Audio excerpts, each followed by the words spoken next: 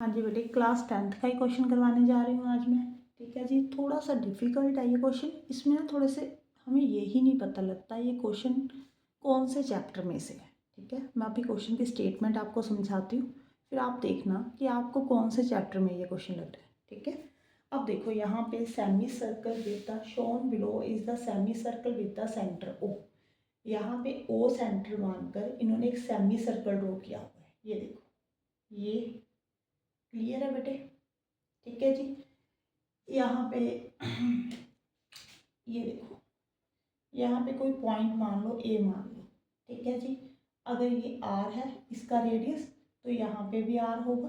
ठीक है, ऐसे करोगे ये भी आर है, ये भी आर है। क्लियर है बेटे। अब देखो, inscribed in a circular sector, ये एक किसमें बना हुआ बेटे? सर्कुलर सेक्टर में बना हुआ। उस सेक्टर का नाम क्या है बेटे? P Q R. पहले तो आप मुझे बताओ, जो सेक्टर होता है वो सर्कल का ही पार्ट होता है बेटे। ये देखो, ठीक है जी, इसका मतलब जो पी क्यू आर बना हुआ है वो ओनली सेक्टर ये बना हुआ है, ये बना हुआ है। अगर मैं इसको क्यू मानूं, इसको पी मानूं, इसको आर, तो ये रेडियस है सर्कल के।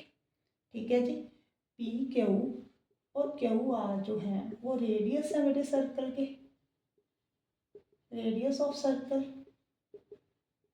With centre Q. ठीक है जी, विद सेंटर क्यू, यही मतलब हुआ इनका। ठीक है जी, कि क्यू उसका सेंटर है, उसके रेडियस जो है क्यू पी और क्यू आर है। क्लियर है यहाँ पे बेटे। अब देखो आगे क्या लिखा हुआ है, जो क्यू आर है बेटे वो 6 सेंटीमीटर है। इसका मतलब ये दोनों भी 6 है, ये भी 6 सेंटीमीटर है, ये यहाँ से लेकर यहाँ तक ये भी 6 है। ठीक है, आप ऐसे भी लिख सकते हो, P Q is Q equal to Q R is equal to 6 centimetre. Clear है बेटे। अब देखो, उन्होंने रेडियस ऑफ सेमी सर्कल पूछा है, फाइंड करने को बोला है। तो रेडियस ऑफ सेमी सर्कल क्या है बेटे? ओ एस, ओ पी और ओ ए। ये कौन सा रेडियस है? किसका रेडियस है बेटे? Radius of circle with centre O. ठीक है जी, ये जिसका सेंटर ओ है उसके रेडियस है। ये दोनों ओ पी और ओ ए। जो ओ पी क्यू है और आर क्यू है बेटे, वो क्यू जिसका सेंटर है उसके रेडियस है। ये तो आपको गिवन नहीं है, तो इसको आर मान लो। क्लियर है बेटे, ये आर मानो। ठीक है जी, अब बच्चे कैसे कर रहे थे क्वेश्चन, यहाँ पे राइट एंगल ट्रायंगल देखने में ऐसा ही लग रहा है बेटे, ये राइट एंगल है, ये हाइपोटेन्यूज है, ये आपको डिस्टेंस दिया हुआ है 2 सेंटीमीटर, तो ये फाइंड कर लेंगे। ठीक है, बट प्रॉब्लम ये आगे ये आ रही थी कि अब इसको कैसे फाइंड करें। ठीक है, वो क्लियर नहीं हो रहा था। अब मैं आपको बताती हूँ ये क्वेश्चन हमने करना कैसे है। यहाँ पे ना आपको थोड़ी सी कंस्ट्रक्शन करनी पड़ेगी बेटे। एक लाइन ड्रॉ करनी पड़ेगी, O T, perpendicular line draw करनी पड़ेगी। किसके ऊपर? आर क्यू के ऊपर। पहले आप लिखो O T perpendicular to R Q. कैसे? By construction. ओके, अब देखना, अब आपके पास 2 ट्रायंगल बन गई बेटे। एक तो ये है, ये देखो एस आर क्यू, ये वाली। ओके, अब एक ये वाली ट्रायंगल है, ये भी राइट ट्रायंगल है, इसको आप ऐसे ड्रॉ कर लो।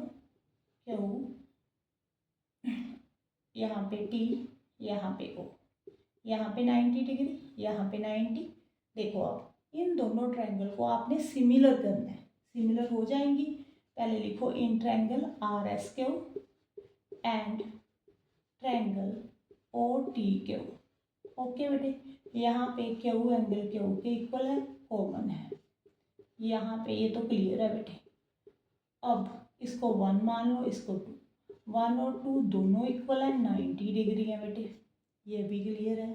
तो triangle R S Q similar हो गई बेटे ओ टी क्यू के बाय ए ए। हाँ जी, यहाँ तक क्लियर है बेटे। अब देखो मैंने दोनों ट्रायंगल्स को सिमिलर प्रूव कर दिया। अब हमारा आधा काम हो गया। अब देखो आर एस कितनी दी हुई है? 2 सेंटीमीटर। ओ टी कितनी दी हुई है बेटे? ये आपको गिवन नहीं है। ये radius of circle with the centre O, उसी का रेडियस है बेटे। ये देखो, ये भी रेडियस है।